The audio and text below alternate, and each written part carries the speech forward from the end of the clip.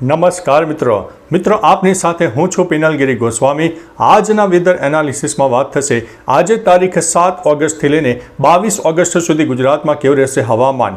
અત્યારે જે ગુજરાતમાં ભેજનું પ્રમાણ જોવા મળી રહ્યું છે, સામાન્ય સાયક્લોનિક સિસ્ટમની અસર જોવા મળી રહી છે, જેના ભાગરૂપે થઈને હજુ પણ ગુજરાતમાં વરસાદના વિરામ વચ્ચે કોઈ જગ્યાએ છૂટોછવાયો વરસાદ થઈ શકે છે।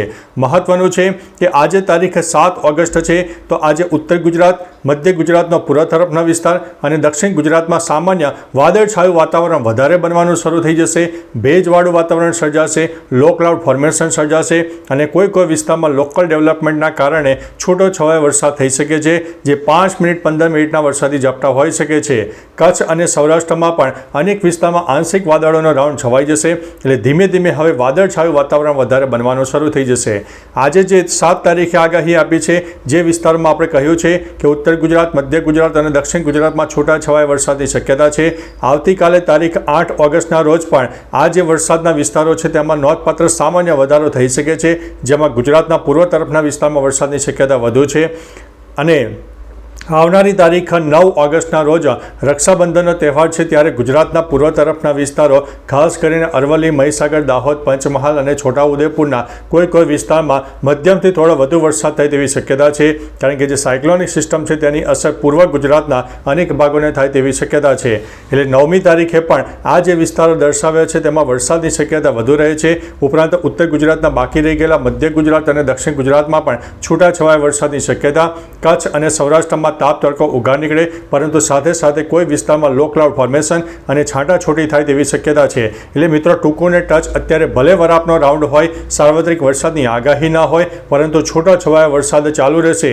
કોઈ વિસ્તારમાં 2 કલાક 5 કલાક તાપ તડકો ઉઘાર નીકળે અને ત્યારબાદ વાદળછાયું વાતાવરણ સર્જાય, એટલે એક સરપ્રાઇઝવાળો આપણને વરસાદ મળે તેવી સંભાવના છે। આગામી તારીખ મિત્રો 16 અને 17 ઓગસ્ટની આસપાસ એક મજબૂત સાયક્લોનિક સિસ્ટમમાં મધ્ય ભારત તરફ એક્ટિવ થાય, જેના ભાગરૂપે થઈને સૌરાષ્ટ્રનો દક્ષિણી પટ્ટો હોય, દક્ષિણ ગુજરાત હોય, મધ્ય ગુજરાતના પણ અનેક ભાગો પ્રભાવિત થશે અને જે તે જિલ્લામાં વરસાદ આપશે। આવનારી તારીખ 16થી લઈને 22 તારીખનું જે સેશન છે એ ગુજરાતના 50થી લઈને 60% વિસ્તારોમાં વરસાદ આપે તેવી સંભાવના છે।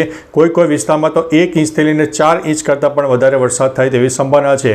બીજી તરફ દક્ષિણ ગુજરાતથી લઈને કેરળ સુધી વરસાદની એક નવી ટફ રેખા સર્જાશે, જેની અસર 16થી લઈને 20 ઓગસ્ટ સુધી ખાસ જોવા મળશે। એટલે દક્ષિણ ગુજરાત હોય અને સૌરાષ્ટ્રના દક્ષિણી પટ્ટામાં આ જે વરસાદની શક્યતા વધુ રહે છે।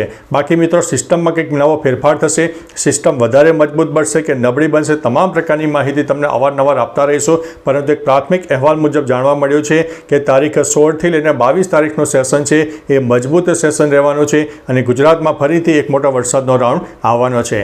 બાકી મિત્રો, તમારા વિસ્તારમાં વરસાદનું પ્રમાણ કેવું છે, તાપ તડકો ઉઘાડ હોય, બફારાનું પ્રમાણ હોય, તમામ પ્રકારની માહિતી નીચે વિસ્તારો સાથે કમેન્ટમાં આપજો, જેથી અન્ય મિત્રો પણ જાણી શકે। તો ચાલો મિત્રો, ફરીથી વરસાદની લેટેસ્ટ ઇન્ફોર્મેશન સાથે મળતા રહીશું। ત્યાં સુધી અમને રજા આપશો। નમસ્તે।